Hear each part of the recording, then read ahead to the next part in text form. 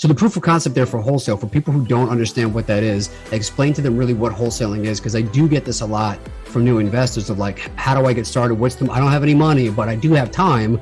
You're willing to put the time in, whereas I feel like a lot of people go, well, how do I get started? I'd love to hear a little bit about like your description for people listening about what wholesaling actually is. You find a property that's distressed or there's some pain associated with it, usually, not always. You get it under contract at a discount.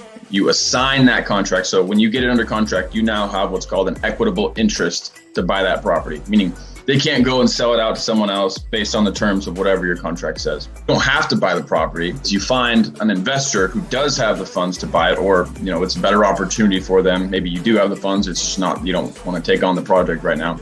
And you assign to them for a little bit higher price, or maybe a lot higher price. So you get it under contract at $100,000. And it's still a really good deal at $150,000. And so now you assign this contract to a buyer and you take that $50,000. And you're not just taking advantage of someone who, wants to sell their house for the most they can get. What you're doing is you're helping someone who otherwise wouldn't have helped themselves. And you're buying it for what it's worth right now and assigning it for what the potential of the property is, which is not at all taking advantage of someone. You're providing so much value by doing that because you're finding a distressed property. It doesn't look good on the street, whatever it is, and you're improving that neighborhood. One, the person who owns it, either they don't live there, it's sitting there, it's costing them money, they don't know what to do, they got other things to worry about.